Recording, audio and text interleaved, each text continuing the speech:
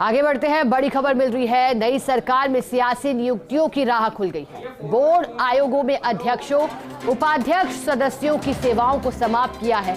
प्रशासनिक सुधार विभाग ने आदेश जारी कर दिए हैं। विभागों को यह आदेश भेजकर निर्देश दिए गए हैं कि उनके अधीन विभाग द्वारा जो गठित है जिला और राज्य स्तरीय समितियां या गठित है आयोग, निगम, बोर्ड, टास्क फोर्स, उनमें गैर सरकारी अध्यक्षों, उपाध्यक्षों, सदस्यों का जो मनोनयन हुआ है, साथ ही जो सलाहकार के रूप में सेवाएं ली जा रही हैं, वो तुरंत समाप्त की गई हैं। ज्यादा जानकारी देने के लिए हमारे साथ सहयोगी डॉक्टर ऋतुराज शर्मा जुड़ गए हैं।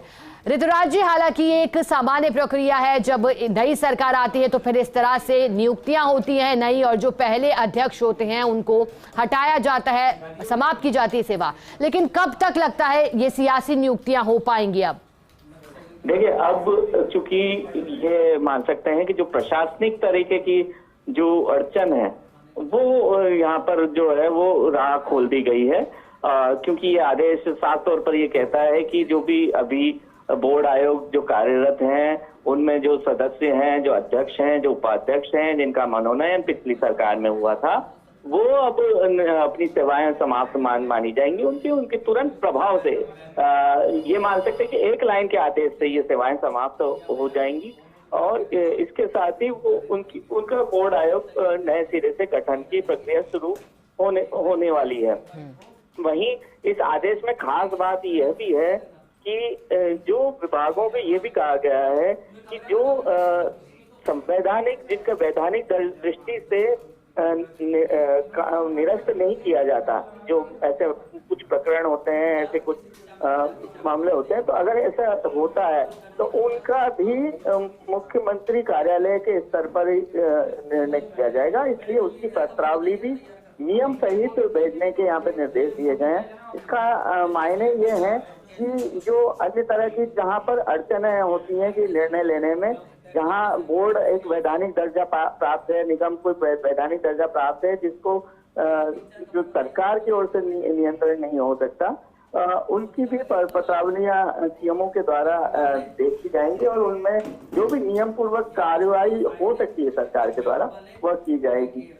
यह एक बात है। दूसरी बात यह है कि ये जो सियासी नियुक्ति से जुड़ा प्रश्न है वो कहीं न कहीं सियासी हलकों से भी जुड़ा प्रश्न है कि सियासी हलकों में किस तरह से गतिविधियां होती हैं, किस तरह से यह माना जाए कि क्या यह प्रक्रिया लोकसभा चुनाव से पहले की जाएगी या फिर लोकसभा चुनाव के बाद उनके परिणामों को देखते हुए यह प्रक्रिया आगे की जाएगी। लेकिन इससे खास बात यह है कि प्रशासनिक दृष्टि से जो भी अड़चने हैं वो एक तरह से इस आदेश से साफ हो गया है, तस्वीर साफ हो गई। अब नई सरकार अपने हिसाब से, अपने लिहाज से नई नियुक्तियां, जो राजनीतिक नियुक्तियां हैं, कर सकती हैं, और इसके लिए जो भी उसको जरूरी प्रक्रिया अपनानी है, जो नियमबद्ध तरीके से अपनाई जा सकती है, वो प्रक्रिया वह शुरू कर सकती है।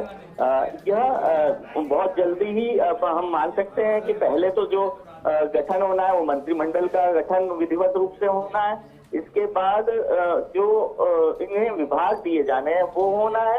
इसके साथ साथ ही जो ब्यूरोक्रेसी नए साल तक नई शक्ल लेनी है, क्योंकि कुछ ब्यूरोक्रेसी में अफसरों के प्रमोशन भी होने हैं, और उसके साथ ही तबादला होगा और नए सीएस का भी नियुक्ति होनी है। उसके बाद से यह माना जा सकता है कि ये राजनीतिक नियुक्तियों की भी प्रक्रिया साथ ही साथ शुरू हो सकती है।